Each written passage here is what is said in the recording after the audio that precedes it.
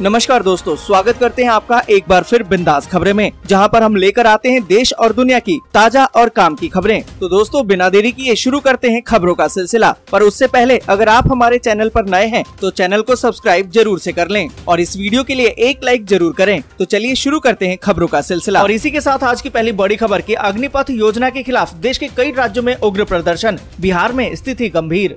आपको बता दें कि अग्निपथ योजना के खिलाफ बिहार से शुरू हुआ ये विरोध प्रदर्शन अब तक कई राज्यों में पहुंच गया है। बिहार के अलावा यूपी, हरियाणा, उत्तराखंड और राजस्थान से भी युवाओं के उग्र प्रदर्शन की खबरें सामने आ रही हैं। मोटे तौर पर सेना में केवल 4 साल की भर्ती की योजना को लेकर छात्रों में खासा आक्रोश है। आपको बता दें कि इस योजना की शुरुआत मंगलवार को की गई और उसके अगले दिन से ही बिहार के कई शहरों में विरोध प्रदर्शन शुरू हो गया और मुख्य तौर पर रेलवे की संपत्ति को निशाना बनाया जा रहा है। प्रदर्शन की वजह से रेलवे ने 22 ट्रेनों को कैंसिल कर दिया है और यात्रियों को भारी परेशानी का सामना भी करना पड़ रहा है। बिहार में बीजेपी नेताओं और उसके ऑफिसों को भी निशाना बनाया जा रहा है। और आपको बता दें कि कैमूर में छात्रों ने इंटरसिटी एक्सप्रेस को आग के हवाले कर दिया। कई जगहों पर टायरों में आग लगाकर सड़क जाम किया गया और आरा स्टेशन पर पथराव की वजह से यात्रियों में भगदड़ मच गई। इसमें कई यात्री घायल हो गए और उपद्रवियों ने छपरा में ट्रेन में आग लगा दी। एसी कोच धू धू कर जल उठा। मौके पर रेल पुलिस और अधिकारियों ने पहुंचकर आग को बुझाया। ऐसे ही राजस्थान में भी अनेक हिस्सों में युवाओं ने विरोध प्रदर्शन किया और केंद्र सरकार के खिलाफ नारेबाजी की।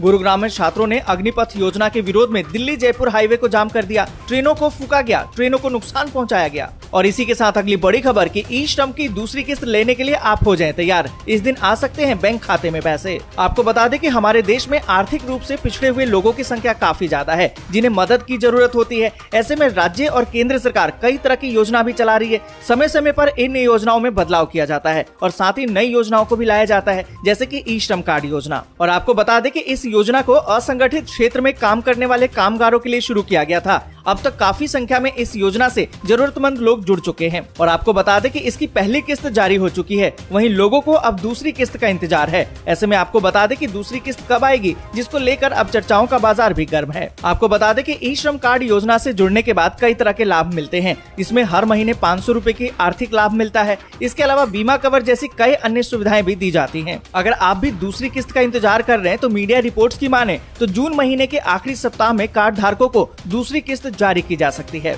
और इसी के साथ अगली बड़ी खबर की किसानों के लिए अच्छी खबर, किसान समृद्धि योजना की अवधि 5 साल और बढ़ी। आपको बता दें कि उत्तर प्रदेश के किसानों के लिए एक अच्छी खबर है। राज्य सरकार ने बंजर और जल भराव वाली जमीन को खेती लायक बनाने के लिए चलाई जा रही किसान समृद्धि योजना को 5 साल के लिए और बढ़ा दिया है। आपको बता दें कि मुख्यमंत्री योगी आदित्यनाथ की अध्यक्षता में कैबिनेट बैठक हुई और इस बैठक में इस योजना की अवधि को बढ़ाने का फैसला लिया गया। और इसी के साथ अगली बड़ी खबर की बोर्ड टॉपर्स को लैपटॉप, 1-1 लाख रुपए और घर तक पक्की सड़क, अव्वल आने पर मिलते हैं ढेरों इनाम। आपको बता दें कि उत्तर प्रदेश माध्यमिक शिक्षा परिषद की तरफ से कक्षा 10वीं और 12वीं बोर्ड की परीक्षा का रिजल्ट कभी भी जारी हो सकता है। यूपी बोर्ड की तरफ से रिजल्ट की घोषणा ऑफिशियल वेबसाइट पर की जाएगी। और आपको बता दें कि यूपी बोर्ड की मुख्य सचिव ने बताया है कि रिजल्ट 14 से लेकर 16 जून के बीच कभी भी जारी हो सकता है। पर यहाँ पर आपको बता दें कि यूपी बोर्ड इस बार टॉपर लिस्ट भी जारी करेगा। माना तो ये जा रहा है कि बोर्ड एग्जाम में टॉप करने वाले छात्रों को योगी आदित्यनाथ सम्मानित कर सकते हैं और हौसला अफजाई भी करेंगे। हालांकि इन खबरों की कोई आधिकारिक पुष्टि नहीं की गई है।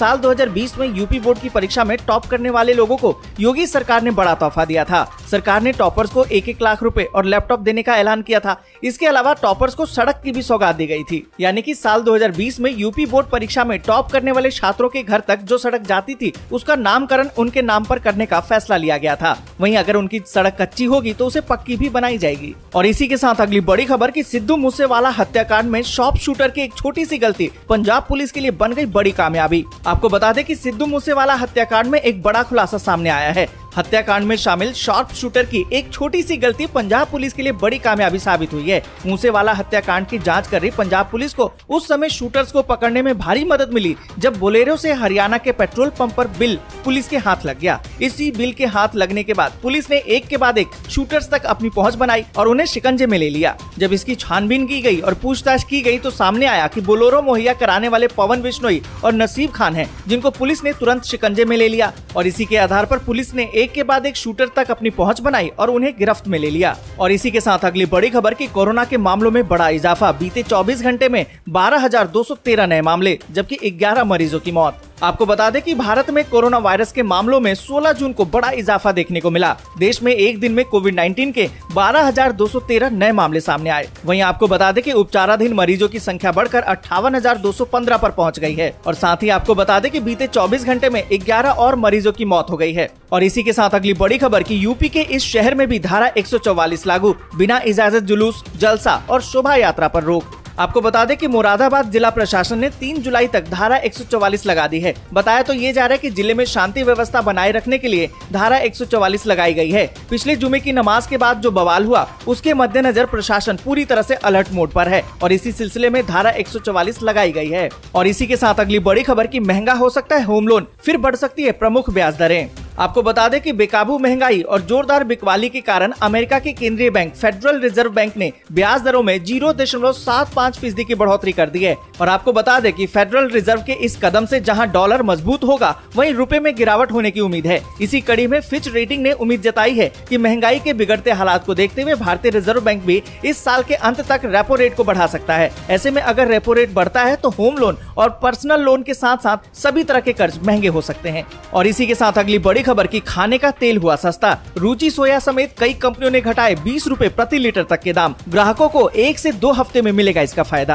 आपको बता दें कि खाने का तेल सस्ता हो गया है। ब्रांडेड एडिबल ऑयल मैन्युफैक्चरर ने पाम, सूरजमुखी और सोयाबीन तेल की कीमतों में 20 रुपए प्रति लीटर तक की कमी कर दी है। अंतर्राष्ट्रीय कीमतों में आई नरमी के बाद ये कटौती की गई है और इस गिरावट से उपभोक्ताओं को महंगाई से कुछ राहत जरूर मिलेगी। और आपको बता दें कि कीमतों में गिरावट की वजह से तेल की मांग बढ़ने की उम्मीद की जा रही है। कीमतों में गिरावट का असर रिटेल महंगाई पर भी पड़ेगा। आपको बता दें कि पाम तेल की कीमतों में 7 से 8 रुपए प्रति लीटर की गिरावट आई है। वहीं सूरजमुखी के तेल की कीमतों में 10 से 15 रुपए और सोयाबीन की तेल की कीमतों में 5 रुपए की गिरावट आई है। और इसी के साथ अगली बड़ी खबर कि श्रीलंका में बिगड़े हालात, केवल 5 दिन का ही बचा है तेल, भारत पर टिकी है नजरें। आपको बता दें कि श्रीलंका में हालात बेहद खराब हो गए हैं। समाचार एजेंसी रॉयटर्स की माने तो श्रीलंका में ऊर्जा मंत्री ने गुरुवार को बताया कि देश में लगभग 5 दिनों का ही ईंधन बचा हुआ है। श्रीलंका ईंधन के लिए $500 मिलियन की नई क्रेडिट लाइन के लिए भारत सरकार की मंजूरी की प्रतीक्षा कर रहा है। श्रीलंका 7 दशकों में अपने सबसे खराब वित्तीय संकट का सामना कर रहा है। श्रीलंका का विदेशी मुद्रा भंडार अब घटकर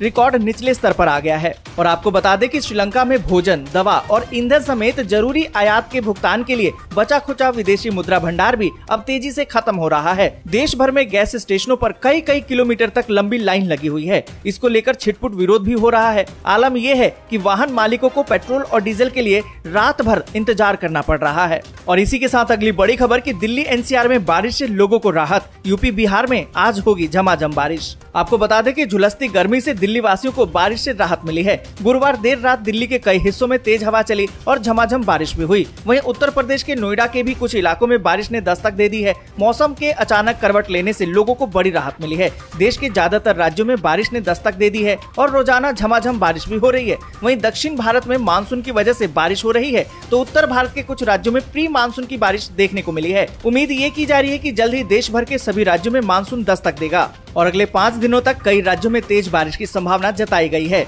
और इन राज्यों में पंजाब, चंडीगढ़, हरियाणा, दिल्ली, उत्तर प्रदेश और उत्तराखंड। बस यहीं तक। वीडियो आपको अच्छी लगी हो तो लाइक और शेयर जरूर कर दें। अगर अभी तक आपने चैनल को सब्सक्राइब नहीं किया है तो सब्सक्राइब जरूर से कर लें।